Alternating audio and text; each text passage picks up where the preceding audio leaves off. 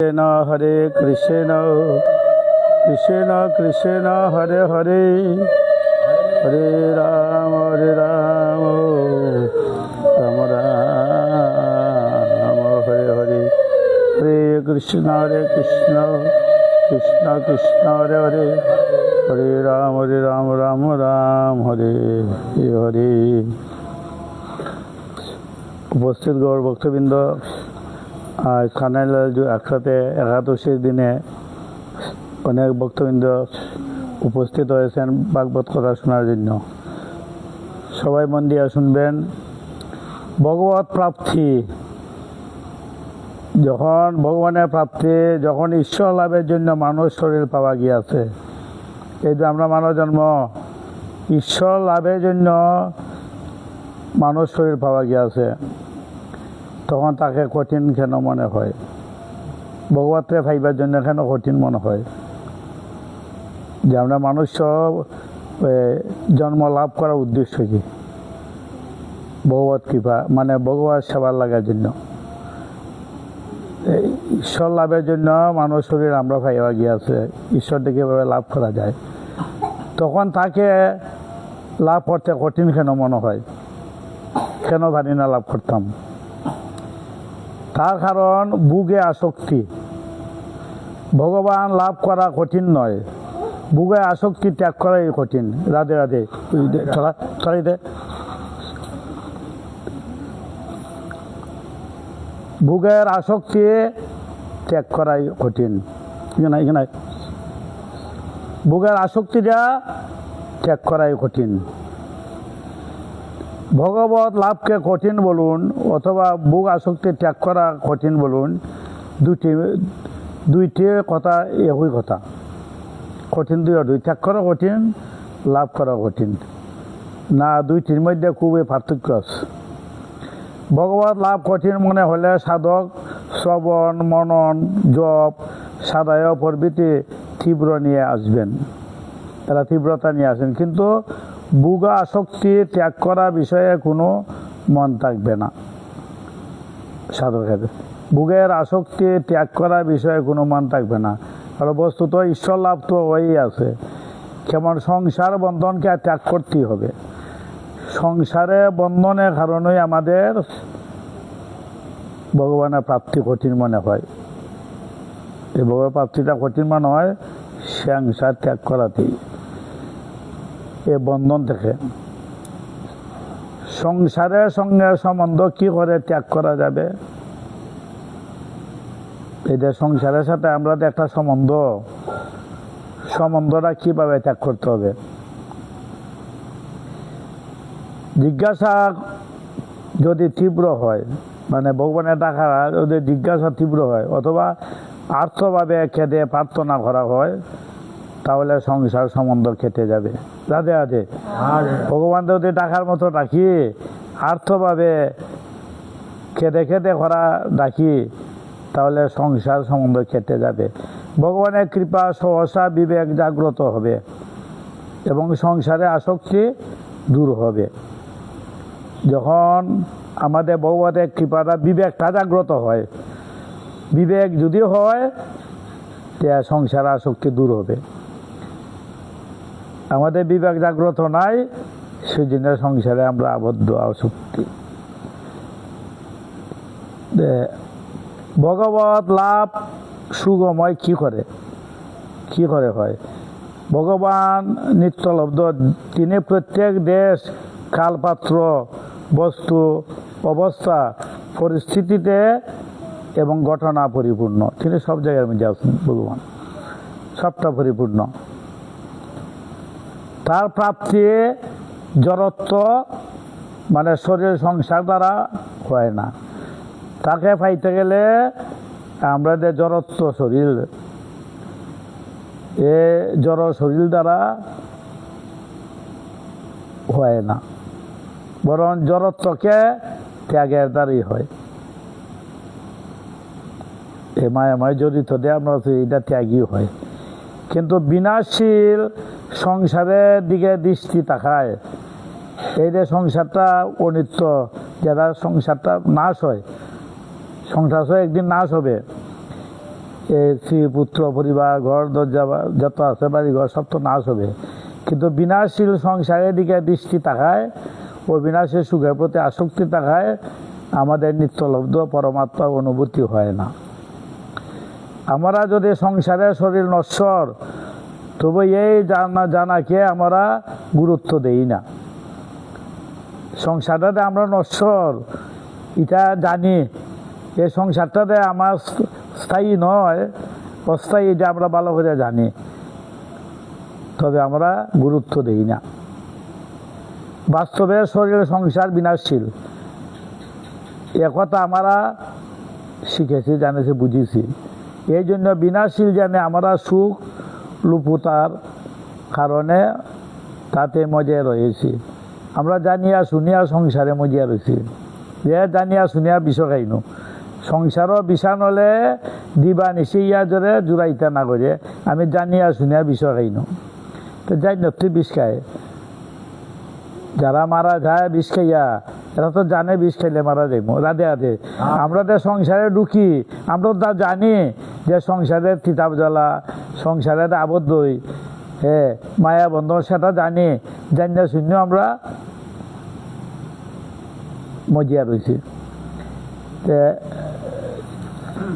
পরমাত্মা লাভ যখন এই সহজ, তখন তাতে কি বাধা উপস্থিত হয়? পরমাত্মা লাভে যে এত বাধা কেন উপস্থিত হয়? কারণ বাধা অনেক, যেমন ভোগ এবং সঞ্চয় আসক্তি। রাধে রাধে। ভোগ এবং সঞ্চয় আসক্তি। পরমাত্মা লাভের জন্য তীব্র জিজ্ঞাসা, মানে ক্ষুধা না থাকা। আমাদের বিষয়ের প্রতি যে একটা ক্ষুধা, কিন্তু পরমাত্মা লাভের জন্য সেই ক্ষুধাটা নাই, না থাকাতে আমরা কঠিন মনে হয়, বাধা করে। পরমাত্মার পাওয়ার জন্য তো একটা ক্ষুধা, এটা না থাকাতে আমরা বাধা করে। নিজেদের বর্তমান অবস্থায় সন্তুষ্ট থাকা, বর্তমানে আমরা সন্তুষ্ট বর্তমান অবস্থায়, কিন্তু পরমাত্মা লাভকে সাংসারিক বস্তু লাভের মতো মনে করা হয়। এই পরমাত্মা লাভটা সংসারিক বস্তু লাভের মতো আমরা মনে হয়। এই বুধের জন্য ক্রিয়াকে বেশি গুরুত্ব দেওয়া, এই আমরা ক্রিয়াকে গুরুত্ব দেওয়া, বিবেক এবং বিচারকে গুরুত্ব না দেওয়াই আমাদের বাধা। মানে বিবেকে বিচার করি না, এটা গুরুত্ব দেই না, সেই নিয়ে আমাদের বাধা। মানে সংসারে যেভাবে গুরুত্ব দেই, ভগবানের কৃপা লাভের জন্য, পাওয়ার জন্য সেই গুরুত্ব দেই না। তত্ত্ব ভালোভাবে জানেন এমন মহাত্মাকে না পাওয়া। আমরা ভালোভাবে জানি, কিন্তু তাকে না পাওয়া, সামান্য কিছু জেনে এবং খুবই কম সাধনা করে অহংকার করা। রাধে রাধে। আমরা কিছু যদি জানিলাই সাধন কম করি, কিন্তু অহংকার, আমি একটা ওইতাম চাই। রাধে রাধে।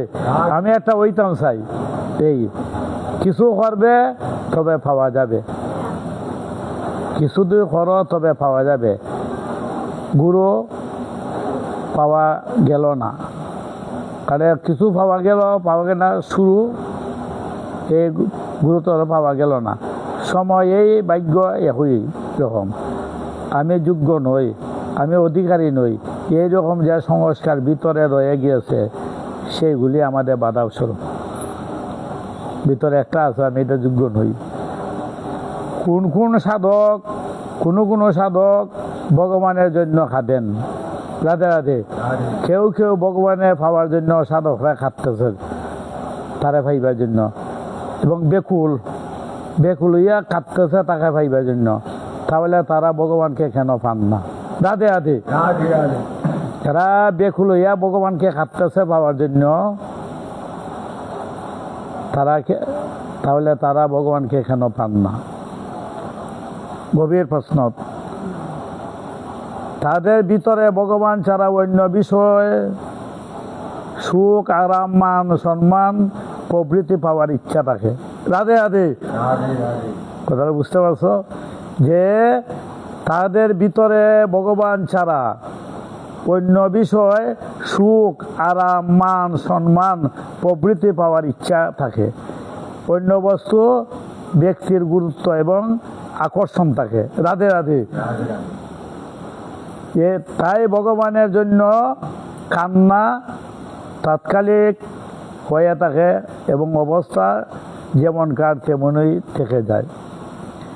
একমাত্র ভগবানকে পাওয়ার ইচ্ছা থাকাই চাই। ভগবানকে পাওয়ার দৃঢ়তা থাকতে হবে, ইচ্ছা থাকা চাই।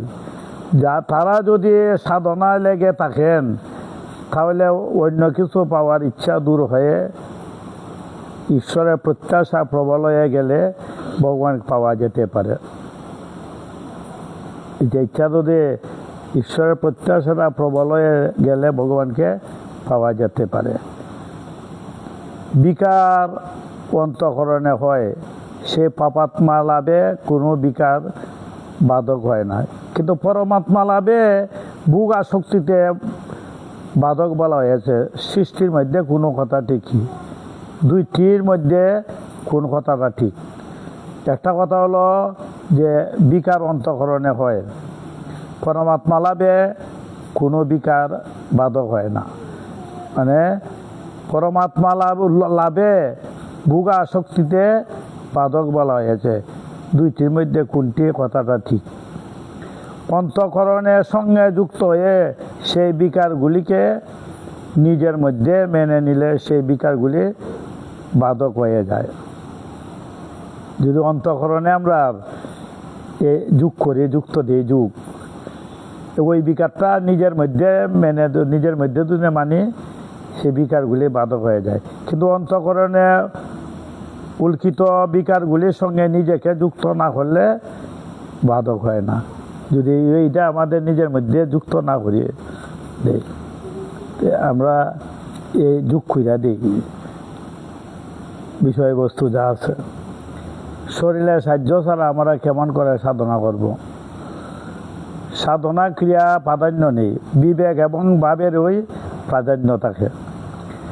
এই জন্য শরীরের সাহায্য ছাড়া আমরা কামনা রহিত হতে পারি, ভগবানকে নিজেদের বলে মনে করতে পারি, শ্রদ্ধা বিশ্বাসপূর্বকতার শরণাগত হতে পারি। এমন হওয়ার জন্য শরীরের প্রয়োজন নাই। সাংসারিক বস্তু লাভ কোনো শরীরের দ্বারাই হয়, কিন্তু পরমাত্মা লাভ শরীরের সঙ্গে সম্বন্ধ বিচ্ছেদ করলেই হয়। শরীরের সাথে যদি আমার বিচ্ছেদটা থাকে তা হইব। পরমাত্মা লাভের জন্য শরীর লেশ মাত্র সহায়ক অথবা বাধক নয়। পরমাত্মা তত্ত্বে ক্রিয়া নেই, এই জন্য ক্রিয়া রহিত হলেই তাকে পাওয়া যায়। এই আমাদের কতগুলি কর্ম, আসক্তি যে কর্মটা, এটার থেকে রহিত হইলেই পাওয়া যায়। পরমাত্মা লাভ ভাব থেকে হয়, ক্রিয়ার দ্বারা হয় না। কিন্তু ভাব তো মন বুদ্ধি থেকে সৃষ্টি হয়। রাধে রাধে। ভাবটা মনের ব্যাপার না, ভাবটা মন এবং বুদ্ধির থেকে সৃষ্টি হয়। কর্মের দ্বারা ভাবটা সৃষ্টি হয় না, ভাবটা মন বুদ্ধি থেকে সৃষ্টি হয়। তে ভাব অনেক রকম হয়। মন এবং বুদ্ধি, রাগ দেশ প্রভৃতি ভাব সৃষ্টি হয়। কিন্তু আমি ভগবানের এবং ভগবান আমার, আমি ভগবানের, ভগবান আমার, এই সম্বন্ধাত্মক ভাব স্বয়ং হয়ে থাকে। এই ভাবটা আমরা আসেনি যে ভগবানের আমি, আমার ভগবান, এই ভাবটা আপনার মধ্যে জাগেনি। জাগে আমার শ্রীপুত্র, হ্যাঁ আমার। কিন্তু যেভাবে আমার সন্তানকে আমার মনে করি, সেইভাবে ভগবানকে যদি এইভাবে আমার সন্তান পিতাপুত্র সম্বন্ধ মনে করতাম, তাহলে আমরা স্বয়ং এই ভগবানের কৃপা লাভ হইত। সংসারকে এবং পরমাত্মাকে লাভ করার প্রক্রিয়া এক নয়। একথার কি তাৎপর্য? সংসার লাভ করা অপ্রাপ্তকে পাওয়া, আর পরমাত্মাকে লাভ করা হলো নিত্যপ্রাপ্তকে পাওয়া। সংসারকে লাভ করার ওই প্রধান, আর পরমাত্মা লাভে না করা প্রধান। সাংসারিক বস্তুকে নির্মাণ করতে হয়, এটা সংসারটা এটা নির্মাণ করতে হয়। সংসারটা আমরা নির্মাণ করি না, তৈরি করি। কোথায় থেকে নিয়ে আসতে হয়, কিন্তু পরমাত্মাকে তৈরি করতে হয় না। কোথায় থেকে আনতে হয় না পরমাত্মাকে। পরমাত্মা সকল দেশ, কাল, বস্তু, ব্যক্তি, ক্রিয়া, পরিস্থিতি, ঘটনা, অবস্থায় সমানভাবে সর্বদা বিদ্যমান রয়েছেন। যে তত্ত্ব সকল দেশ, কাল প্রভৃতি বিদ্যমান রয়েছে, তাকে ক্রিয়া দ্বারা কি করে পাওয়া যাবে? ক্রিয়া তো সেটা আমাদের সঙ্গে দূরে থাকবে। ভগবান যখন মনুষ্য জন্ম দিয়েছেন, সৎসঙ্গের সুযোগ দিয়েছেন, তখন তাকে লাভ করতে দেরি হয় কেন? রাধে রাধে। ভগবান যখন মনুষ্য জন্ম আমরাকে দিয়েছেন, সৎসঙ্গ সুযোগ দিয়েছেন, তখন তাকে লাভ করতে দেরি হয় কেন? এত সুযোগ আমরা দিয়েছেন, লাভ করতে দেরি হয় কেন? ভগবান যা দিয়েছেন তা সৎ ব্যবহার না করার জন্যই দেরি হয়। আমরা ভগবানকে লাভ করার জন্য সৎ ব্যবহার করিনি, সৎ ব্যবহার না করার জন্য আমরা দেরি হয়। যতটা সময়, জ্ঞান, সামর্থ্য, সামগ্রী পাওয়া গিয়েছে, সেগুলি সৎ ব্যবহার করতে হবে। আমাদের ভগবানের কাছ থেকে পাওয়া বস্তুগুলি ব্যক্তিগত মনে করলে নিজের মধ্যে দুর্বলতা আসে, তাতে সেগুলি যথা উচিত ব্যবহার আমরা করতে পারি না। ভগবানের দেওয়াগুলা আমরা সৎ ব্যবহার করতে পারি না। শক্তির অভাব বাধক নয়, আসলে শক্তি অপব্যবহার করাই হলো বাধক। শক্তিটা সৎ ব্যবহার করি না, অপব্যবহার করাইলে বাধক। করতে পারি না, এই দুর্বলতা বাধা নয়, বরং করতে পারি কিন্তু করি না। রাধে রাধে। করতে পারি না দুর্বলতা নিও না, করতে পারি কিন্তু করি না। আমরা জপ, ধ্যান, ভগবত পূজা অর্চনা, সন্ধ্যা, নাম জপ করতাম পারি কিন্তু করি না। আমরা ত্রিসন্ধ্যা সবটা যদি ঠিক থাকতে বিভিন্ন বাজার হতায় বিভিন্ন সময় কাটাই, কিন্তু একটু সময় ভগবত করতে পারি, ইচ্ছা করলে হয় কিন্তু করি না। এই দুর্বলতা হলো আমাদের বাধা। জানিয়ে করতে পারি কিন্তু করি না। উপনিষদ বলা হয়েছে যে বলহীন মানুষে পরমাত্মার প্রাপ্তি না, নায় আত্মা বলহীনের লব্ধ। যে এখানে বল শব্দের অর্থ মানে উৎসাহ, সাহস। যার উৎসাহ নষ্ট হয়ে গিয়েছে, যার সাহস শেষ হয়ে গিয়েছে, সেই মানুষ বলহীন। বলহীন অর্থ কি? বলহীন অর্থ আমরার মধ্যে একটা উৎসাহ বা সাহস, যার উৎসাহ নষ্ট হয়ে গিয়েছে। সংসারের প্রতি উৎসব, ভগবানের প্রতি একটা অনুরাগ, উৎসব যেহেতু নষ্ট হয়ে যায় গিয়ে, যার সাহস শেষ হয়ে গিয়েছে, সেই মানুষই বলহীন। এই নির্বলতা দুই ধরনের হয়। করতে অসমর্থ হওয়া, এটা হলে আমার করতে অসমর্থ হওয়া, আর করতে সমর্থ হলে না করা। রাধে রাধে। আমরা তো প্রত্যেক দিন ইচ্ছা করলে আসতে পারি, কিন্তু আসি না। এই যে আমরা না করা, করতে অসমর্থ হওয়া, এটা হলে করবার আমার ক্ষমতা নাই। একটা করতে সমর্থ হয়েও না করা, সমর্থ আছে আমার করতাম কিন্তু করি না, এটা তো একটা দুর্বল। জানি এবং করতে পারি তবু তা না করা, জানিও এবং করতে পারি তবু তা না করা, এই দুর্বলতা থাকলে মানুষ পরমাত্মা লাভ করতে পারে না। এই জন্য সাধুরা বলছেন যে স্মিত মত চারু নরা মুখতে কবুতাম রামা পরিশ স্মিত সে ক্রিয়া ধ্রুবক অটলদাম। মানে তীব্র ব্যাকুলতা না থাকলে ভক্তি ভগবানকে লাভ করা যায় না। তীব্র ব্যাকুলতা না থাকলে কি ভগবানকে লাভ করা যায় না, এই কথা। তিনটা, একটা নির্বলতা দ্বারা নির্ভর থাকা, কখন নির্বলতা থাকলে। তাৎপর্য হল ব্যাকুলতা যদি তীব্র হয় তাহলে ভগবান লাভ হবে, অথবা যদি ভগবানের কৃপার উপর সম্পূর্ণ নির্বলতা থাকে। যদি ভগবানের কৃপার উপর সবসময় নির্ভর করে দেও, যে যা হবে তাই কৃপাতে হবে, তার ঈশ্বর লাভ হবে। যা যা হবে ভগবানের কৃপায় হবে। যদি সবটা ভগবানের উপরে নির্ভর থাকে, আর কখন তো নির্বলতা মানে বেকুলতা, কখন নির্বলতা থাকলে দুইটার মধ্যে কোনো পূর্ণতা পাবে, ভগবত লাভ হবে। একটা দৃঢ় হইয়া নির্ভরশীল হোক ভগবানের প্রতি, মানে অন্তঃকরণ শুদ্ধ না হইলে পরমাত্মায় রুচি হবে না। রাধে রাধে। কথা বলে বুঝতে পারছো যে অন্তঃকরণ শুদ্ধ না হইলে পরমাত্মায় রুচি হবে না। আমরা অন্য বিষয়ে তো রুচি আছে, বুকের বস্তু তো খুব রুচি আছে, খাদ্যর ব্যাপারে তো খুব রুচি আছে। কৃষ্ণ কথা শ্বেতত্ব খাদ্য।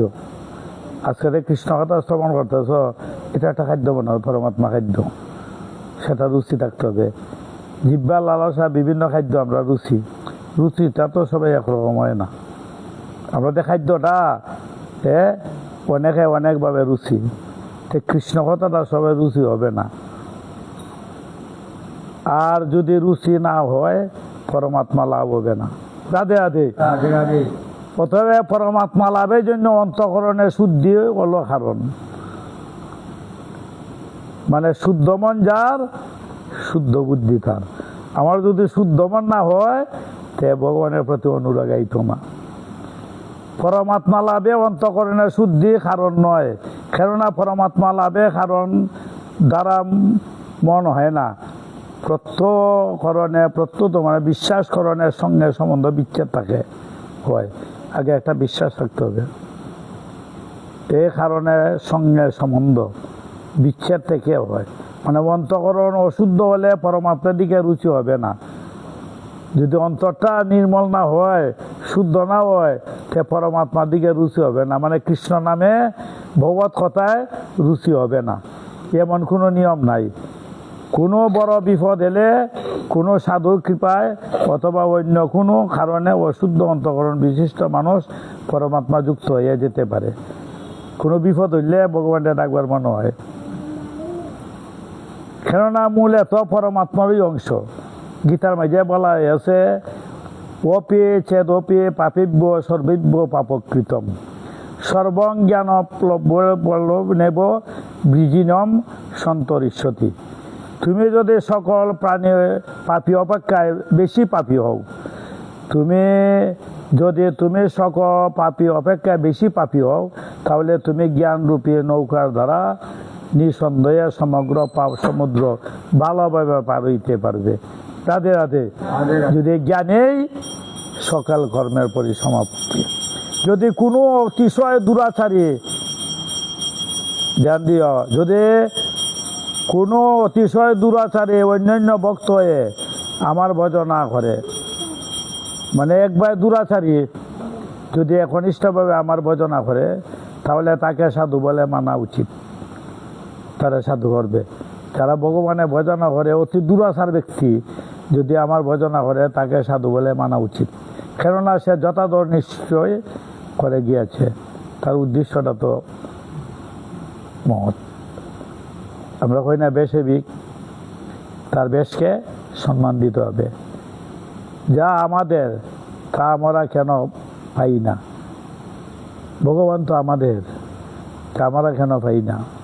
যা আমাদের নয় তাকে যদি নিজেদের বলে না মানি, তাহলে তা পেয়ে আছে। আর আমাদের কেবল ভুল ভাঙতে হবে।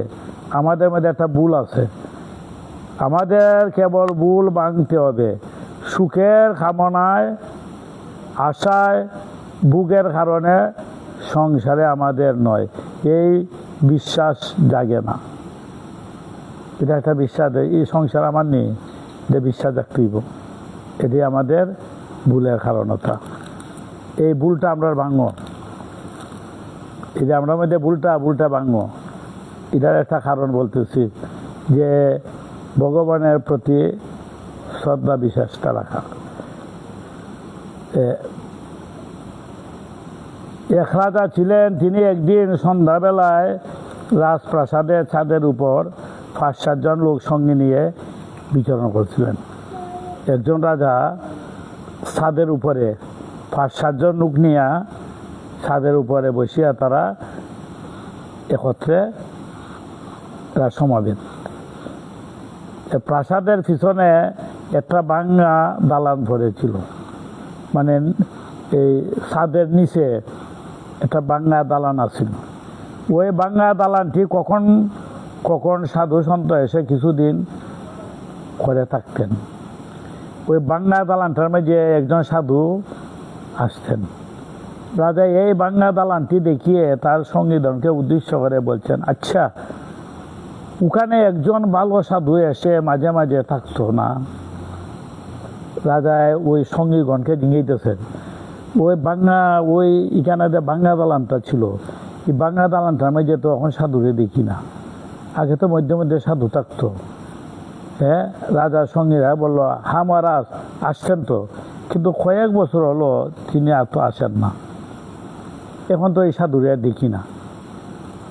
রাজা বললেন, উনি খুব অনাসক্ত ছিলেন, খুব ত্যাগী পুরুষ ছিলেন, উদাসীন ত্যাগী পুরুষ ছিলেন। তাকে দেখলে খুব শান্তি পেতাম, তাকে যদি পেতাম কিছু কথা জিজ্ঞাসা করতে পারতাম, কিন্তু এতদিন তো আমার মনে হয় না। এখন তো খুব ত্যাগী পুরুষ ছিলেন, জ্ঞানবান পুরুষ ছিলেন, তাকে দেখলে মনে একটা ভক্তি আসে। আচ্ছা, তাকে যদি পাইতাম তো কিছু একটু তার নিকট থেকে কিছু কথা জিজ্ঞাসা তথ্য জানতাম। আচ্ছা, তাকে খুঁজে বাইর করতে পারো না? যাও সান, ওই ব্যক্তি সাধু কোথায় আছে তারে খুঁজে বাইর করে আনো। রাজারা লোকেরা কুচ নিতে জানলো যে ওই সাধু বাবা মারা গেছে। রাধে রাধে। তারার সঙ্গে রাজা লোকেরা কুচ করতে করতে জানলো ওই সাধু বাবা মারা গেছে। মানুষ তো সর্বাদে এই ভুলই করে, যখন মানুষটা বেঁচে থাকে তখন তার কাছে কিছু শেখার কথা মনে থাকে না। রাধে রাধে। আমরা তো ধ্রুব থাকতে কেউ চিনে না, মরলে এমন হয় মানুষটা কেমন আছিল। আর যখন মরে যায় তখন খেদে বাসায়। রাধে রাধে। আমার মা বাবারা আমি যত্ন করি না, সেবা করি না।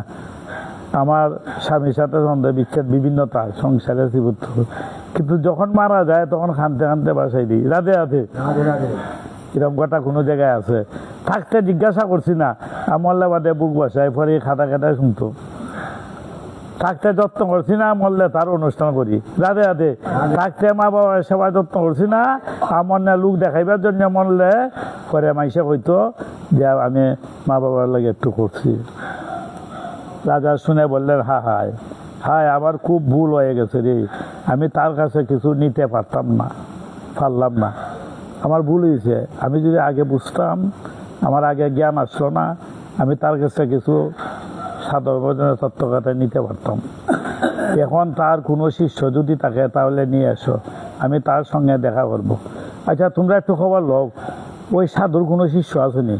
যদি থাকে সে শিষ্যরা তো একটু তথ্য জানবে, তারে খবর করে আনো।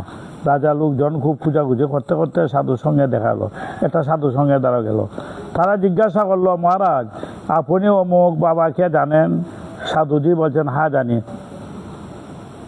ওই লোকরা তাকে জিজ্ঞাসা করলো ওই সাধুরে, মহারাজ আপনি কি ওই যে একজন মহারাজ আছে সাধু, তাকে কি জানেন? আমি জানি, উনি খুব উচ্চ অবস্থায় সাধু ছিলেন। তারা আবার জিজ্ঞাসা করলো, আপনি কি তার শিষ্য? সাধুজি বলছেন, না ভাই, উনি কাউকে শিষ্য করতেন না, ওই সাধু কাউকে শিষ্য করতেন না, তবে অত্যন্ত ত্যাগী পুরুষ ছিলেন। তবে হ্যাঁ, আমি বহুদিন ধরে তার সঙ্গে করেছিলাম। তার শিষ্য না, আমি কোনো শিষ্য সেবা করে নাই, কিন্তু তার সঙ্গে আমি বহুদিন করছি। রাজার কাছে এই খবরটা পৌঁছাইল। রাজা তাকে নিয়ে আসার জন্য আদেশ দিলেন। আচ্ছা, যদি তার সঙ্গে খুঁজে থাকে সে নিশ্চয়ই কিছু তথ্য জানবে, তার নিকট তারে নিয়ে আসো। রাজা লোকেরা সাধুর কাছে গিয়ে বলল, মহারাজ, রাজা মহাশয় একবার আপনাকে দেখেছেন।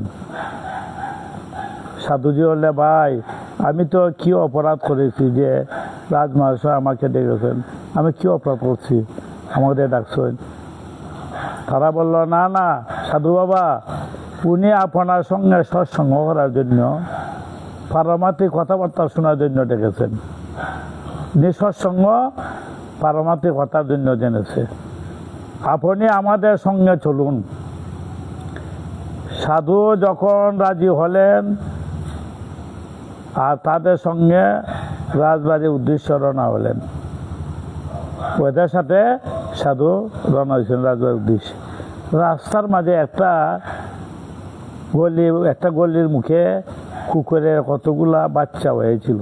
তাদের হাতে ওই গল্লিটাতে রাস্তায় যেতেছে কতগুলো কুকুরের বাচ্চা হয়েছিল। আচ্ছা, সাধু যে ওই ছোট্ট বাচ্চারে মুদের থেকে আনে বাচ্চাকে তুলে নিয়ে চাদরের তলায় লুকিয়ে রাজার লোকদের সঙ্গে চলে গেলেন। রাধে রাধে। সাধু বাবা ওই যে দুধ খাওয়া বাচ্চাটা ইটারে চাদরের তলা হইয়া খুলা হইয়া লুকিয়ে লুয়ে গেছেন গিয়া রাজার সাথে দেখা করবার জন্য। কাজ দরবারে উঠা বসা সর্বক্ষেত্রে খুবই মর্যাদা পালন করা। রাজ দরবারে যখন গেছুন কে কীভাবে বসতে মর্যাদা তাকে জানতে হবে, কাকে কোন আসনে বসতে দিতে হবে, কাকে কতটা অভ্যর্থনা করতে হবে, কাকে উচ্চ কাকে নিচে আসনে দেওয়া হবে, এই সব বিষয়ে লক্ষ্য রাখা হলো। রাজা সাধুকে বসবার জন্য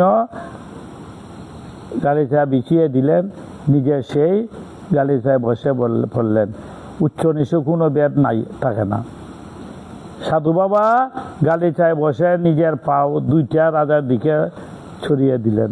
তাতে হাতে সাধু বাবা রাজার সামনে দুইটা ফাও লম্বা হইটা ফাও দেখে বইয়ে দিচ্ছেন।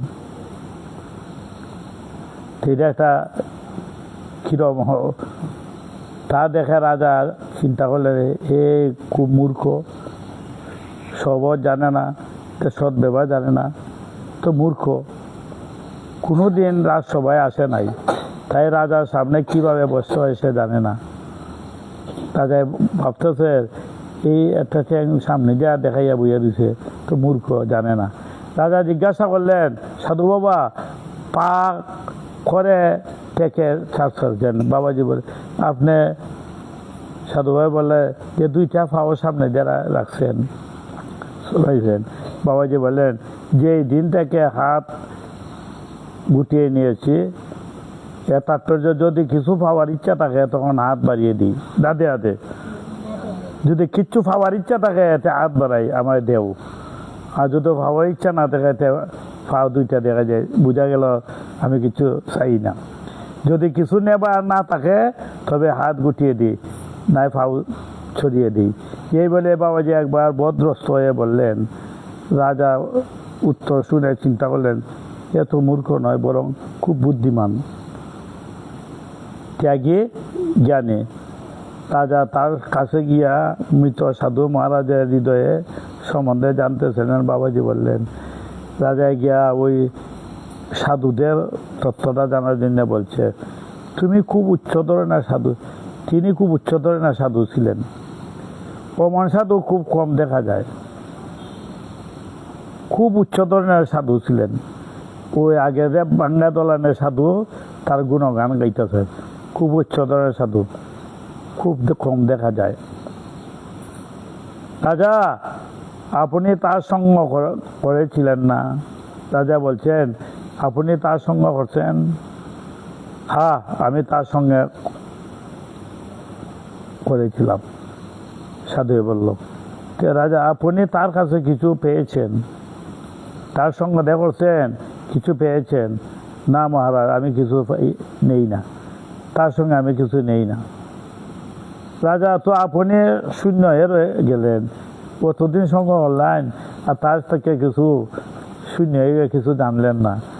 সাধু বাবা বলল, ওই রকম মহাত্মার সঙ্গে থাকলে কেউ শূন্য নয়, মানে অজ্ঞান থাকতে পারে না। যারা সাধু সঙ্গ মহাত্মাদের সঙ্গে করে সে অজ্ঞান থাকতে পারে না, শূন্য নয়। আমি কিছু নেই নে, বস্তু কিছু থেকে গেছে, হয়তো আমি কিছু নেই না, সাধু সঙ্গে কিছু কিছু আছে। রাজা, কি থেকে গেছে, কি আছে? সাধু যেমন কৌটা থেকে কস্তুরি বার করে নেওয়ার পরে ওতে কস্তুরি গন্ধ সুগন্ধ পাওয়া যায়। তাদের কস্তুরি চিনছনি, দেখছো নি কস্তুরি তোমরা? মৃগনাদি, মানে কস্তুরটা মৃগনাদি, এত সুগন্ধ দারো থাকলে খুব গন্ধ করে। এই গন্ধ জিনিসটা যদি কট্টার মেঝে থাকে আর সেটা যদি বাইর করতে সুগন্ধ আসবে না, যে কোনো গন্ধ জিনিস আসলে, তা আমি তো তার দ্বারা আসলাম, হয়তো আমি গন্ধ নিছি না, কিন্তু কট্টাটা বাইর করলে গন্ধ পাওয়া যায়। বয়াম থেকে যদি ঘি বাইর করিয়া নিলে তার ভিতরে চাকনি থাকে, তখন ওই রকম সাধুর সঙ্গে তার সৌরভ গ্রান জুস আমার জীবনে স্পর্শ হয়। ঘিটা যদি বাইর করো বয়াম থেকে, গন্ধ করবে না ঘি, সাধুদের বাতাসে কিছু গন্ধ লাগে, সাধুর বাতাস লাগতে হবে।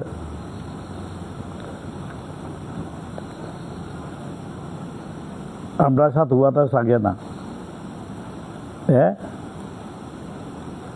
রাজা বললেন, সাধু বাবা, কৃষ্ণ প্রেমের বাতাস বুঝি লাগলো না মুরগায়, ও বাতাস লাগতো ছিল, লাগলো না গো, দিল না ভাবের দায়, কৃষ্ণ প্রেমের বাতাস বুঝি লাগলো না মুরগায়। আমার লাগতো ছিল, লাগলো না, আমার স্বভাবে আমাকে দিল না। এই যশোর সুগন্ধ কেমন আমাকে বলুন। সাধু রাজা বলল, সুগন্ধটা কেমন? সাধুবা বলে, মহারাজ এই সব সাধু ফকিরের কথা, রাজাদের কথা নয়। আপনি জেনে কি করবেন? ইতলে ফকিরের কথা, আপনি রাজা, আপনি জানার কি দরকার? রাজা, না সাধু বাবা, আপনি অবশ্যই বলুন। তখন সাধু সাদরের ভিতর থেকে লুকাইয়া কুকুরের বাচ্চাটা বাইর করে রাজার সামনে নামিয়ে রাখলেন। ওই যে কুকুরের বাচ্চাটা নিচে সাদরের তলে, রাজার সামনে কুকুরের বাচ্চা নামাই রাখছে। রাজা বলে, আমি কিছুই বুঝলাম না মহারাজ, কুকুরের বাচ্চাটার সামনে আমি কিছু বুঝলাম না। সাধু, আপনি কিছু মনে করবেন না, করবেন না তো মহারাজ, আপনি কিছু মনে করবেন না। সাধু বাবা, আমি তো জিজ্ঞাসা করছি, খারাপ মনে করবেন কেন? আপনি সত্যি কথা বলুন না। সাধু বাবা বলছেন, মহারাজ আপনাতে আর কুকুরের বাচ্চাতে যদি আমি কোনো তফাৎ দেখতে পাই না। আপনি আর কুকুরের বাচ্চা কোনো বেশও নাই তফাৎ। রাধে রাধে।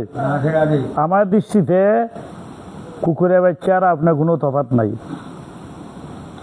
এই যে সমদৃষ্টি, এই হচ্ছে ওই সাধু মহাত্মাদের সঙ্গ করার সুগন্ধ জুলুস। মানে সাধু মহাত্মাদের সঙ্গ করলে ভিন্ন নাই। মানুষ, কুকুর, বেড়াল, যত জীব আছে সবের ভিতরে পরমাত্মা আছেন, তাই তাদের কাছে কোনো বেশম নাই। আত্মার রূপে সর্বজীবে যখন তারে দেখতে পাবে, তখন মনে দাদা গুছে যাবে, রবে নারী অহংকার। গুরু ভক্তির নামে রুচি হবে তোর দেবশুদ্ধি, তখন বেদ রবে না, ব্রাহ্মণ মুচি সমজ্ঞান সবকাই। যারা গুরু ভক্তি এবং নামে রুচি থাকে, তখন কোনো ভেদাভেদ থাকে না, তখন ব্রাহ্মণ মুচি সবাই সমান। এই যে সমদৃষ্টি হচ্ছে ওই সাধু মহাত্মাদের সঙ্গ করার ফল। এই বাচ্চাটা অতি নগণ্য প্রাণী, আর আপনি একজন বিশেষ ব্যক্তি। কুকুরের বাচ্চাটা নগণ্য প্রাণী, আর আপনি একজন রাজা বিশেষ ব্যক্তি, এটি ঠিক। কিন্তু আমার দৃষ্টিতে তা মনে হয় না। আমার দৃষ্টিতে সমান কুকুরের বাচ্চা আর আপনি সমান। আপনার মধ্যে প্রাণ আছে, আপনার শ্বাস প্রশ্বাস আছে, এরও প্রাণ আছে। আপনার আত্মা মুখ সব কিছু আছে, তার আছে। এ শ্বাস প্রশ্বাস বইছে। আপনার শরীরে পঞ্চভূতে গড়া, আর শরীর পঞ্চভূতে গড়া। আপনার শরীরটা যেভাবে পঞ্চভূতে গড়া, এই শরীরটা পঞ্চভূতে গড়া। আপনি দেখছেন, ও দেখছেন। আপনার যেমন চোখ আছে, তারও চোখ আছে, সেও দেখছে। আপনি খাওয়া দাওয়া করছেন, এও খাওয়া দাওয়া পান করে। আপনার যেমন খাওয়া দাওয়া আছে, তারা খাওয়া দাওয়া আছে। তবে আপনার কে আর এতে কি পার্থক্য বলুন? আপনার যে রূপ, আহার, নিদ্রা, মৈথুন সব কিছু আছে, তার মধ্যে সেই রূপ আছে। কথাকার বলছিলাম যে মানুষের দেওয়াটা কিভাবে, তার মধ্যে আছে। এই যে তার সকল জীবের মধ্যেই কিছু না কিছু বিশেষত্ব আছে। কারো মধ্যে এই রকম বিশেষত্ব আর কারো জনের মধ্যে অন্যরকম বিশেষত্ব, কেউ কাছে কম, কেউ কাছে বিশেষত্ব, কিন্তু সামগ্রিকভাবে সবই এক। আপনি উচ্চ পদে আছেন আর নিচে আছে, এই পার্থক্য তো তখন যখন আপনার সঙ্গে আমার স্বার্থের সম্বন্ধ থাকবে। আপনার সাথেও যদি আমার স্বার্থ সম্বন্ধ থাকে, আমার সঙ্গে কারো স্বার্থের সম্বন্ধ নাই, না আপনার কাছে আমি কিছু নিতে চাই, আপনার কাছে তো আমি কিন্তু নিতে চাই না, না কুকুরটা কাছে কিছু নিতে চাই না, কুকুরটাকেও চাই না, আপনার কাছে চাই না, তাহলে আমার কাছে আপনাতে আর কুকুরের তফাৎ কোথায়? আপনার কাছে যে দৃষ্টি, কুকুরের কাছে কোনো ব্যাখ্যা নাই। আপনি বুঝবেন না, আপনি ভুল বুঝবেন না মহারাজ, আপনি বলতে অনুরোধ করবেন, আমি খাঁটি কথা বলে ফেললাম, আমি আপনাকে অপমান করছি না, বরং সম্মান করি, কেননা আপনি বলেন প্রজার পালক, আপনি একজন রাজা, তো আপনি মনে অপমান করছি না আপনারে। তাহলে জগৎ সংসারের কাছ থেকে আমাদের কিছু নেওয়ার কামনা হয়, তখন ধনী গরিব এই ভেদাভেদ চৌকে পড়ে। যদি কিচ্ছু নিতে হয় তে ধনী গরিব ভেদাভেদ থাকে, আর যদি কিচ্ছু না নেওয়া থাকে কোনো ভেদাভেদ নাই। নৌকায় আমরা যখন চড়ি, নৌকায় যখন নদী ফাইরই, তখন মাঝিয়ে বলবে যে ধনী ব্যক্তি আসো, গরিব আসিও না, আমার নৌকা তুটিও না, সাধু আমার নৌকা তুটবে, সুর আমার নৌকা তুটবে না। হ্যাঁ, এগুলি বলতে পারবে? তুমি অমুক জাত, অমুক জাত, তুমি উচ্চ জাত, তুমি নিচু জাত, আমার নৌকা তুটবে না। নৌকার মাঝটা তো সবাই উঠতে পারে না, কোনো জাতে বেচার সাধু অসাধু, হ্যাঁ, এগুলি ভেদাভেদ নাই। যদি আমাদের মনে কোনো কিছু পাওয়ার কামনা একেবারেই না থাকে, তাহলে ধনী কিংবা গরিব যার সম্পর্ক হোক না কেন, কিসে আসে যায়? কিছুতে পাওয়ার যদি স্বার্থ না থাকে সে সবই সমান। আর যদি একটু খাবার ইচ্ছা থাকে তে আপনার একটু সম্মান দিবে। আমি তো আপনার কাছে পাওয়ার ইচ্ছে আসি নাই। এক সাধু ছিলেন, তিনি গড়ে ভিক্ষা করতেন আর সেখানে বসে খেয়ে নিতেন। একজন সাধু একজন মাঝে ভিক্ষা করে খাইতেন। তারা প্রতিদিন নিয়ম ছিল, ভিক্ষা করে ফেরার সময় রাস্তায় খুব ভিড় থাকে, সেই চুয়াচুবি করে বয়ে ওইখানে বসে খেতেন। ওর যে সময় যে জায়গায় মাঝে তান খান, জায়গায় মানুষ একটু ভিড় বেশি, তাই শুইয়া দিব, তাই এখানে বসে খান। একদিন খাওয়ার পর তিনি পাত্রটা মাজতে গেছেন, বাসনটা, আর এক শেঠ দেখে বলল, বাবা আপনার পাত্রটা আমি মেজে দিই। সাধু বললেন, তোমাকে দিয়ে আমি থালা মাজবো কেন? শেঠ বললেন, ঠিক আছে, তাহলে আমার সাগরটাই মেজে দিবে। আপনি যদি আমার যা না বাজায়, আমার সাগর আছে, সাগরটা মেজে দিবে। সাধু বলে, আমার কাছে তোমার সাগর আর তোমাতে কি তফাৎ? তুমি যেমন আমার সাগরও তেমন, তফাৎ কিটা? তুমি মাজো আর তোমার সাগরই মাজুক, তাতে তফাৎ কিসে? তফাৎ তো তখন হবে যখন তোমাকে আমি বড় মানুষ আর সাগরটা মানুষ ছোটো মানুষ বলবো, তুললে তফাৎটা আমি যদি আপনাকে রাজা আর তাকে তো কর্মচারী, ছোট্ট মানুষ বড় মানুষ ভেদ করি তুললে তফাৎ। আমার কাছে তো ছোট্ট মানুষ বড় মানুষ সমান। আমার কাছে তুমি যেমন সম্মানের, ওই সাগরে তেমন আমার সম্মানের। মানে সবার ভিতরেই পরমাত্মা। সাগর তো তোমার, আমার তোমার নয়। সাগরটা তো তোমার, আমার না। তোমার লাগে নিচু জাত হইতে পারে, কিন্তু আমার জন্য তো সাগর না, সাগর তোমার। আমি কি ওকে মাইনেই দেই? তোমার সঙ্গে আমার, তোমার সাগরের তো আমার কোনো সম্বন্ধ, তোমার সঙ্গে আমার যে সম্বন্ধ সাগরের সাথে সেইভাবেই। পার্থক্য তখন হবে যখন আমার মনে কিছু পাওয়ার ইচ্ছা হবে। যদি আমি পাওয়ার ইচ্ছা থাকে তাহলে পার্থক্য আছে। অনুরাগ বিদ্বেষপূর্বক সম্বন্ধ স্থাপনের বাসনা থাকবে। যখন আমার কোনো সম্বন্ধ বাসনা থাকে, অনুরাগ থাকে, তখন ভেদাভেদ থাকবে। আবার অমুক ভেদাভেদ, বড় ছোট আমরা ভেদাভেদ করে কেন? আমাদের দৃষ্টিতে দুই রকম। যেমন প্লেনে যারা যায় সব সমতল দেখায়, নিজ দিকে তাকাইলে সব সমান দেখা যায়। আমরা যখন প্লেনে গেলাম, নিচের দিকে তাকাই দেখলাম, নিচের দিকে আকাশে যখন প্লেনে যায় তখন নিচের দিকে তাকাইলে সব সমান দেখায়। আর গাড়িয়ে গেলে উঁচুনি দেখা যায়, বাড়িঘর দেখা যায়। যারা ভগবত দৃষ্টি দর্শন হয়ে গেছে, একাত্মাবোধ হয়ে গেছে, তার দৃষ্টিতে সবাই সমান। তো আজকে ভগবত দর্শন আমরা কেন লাভ হয় না?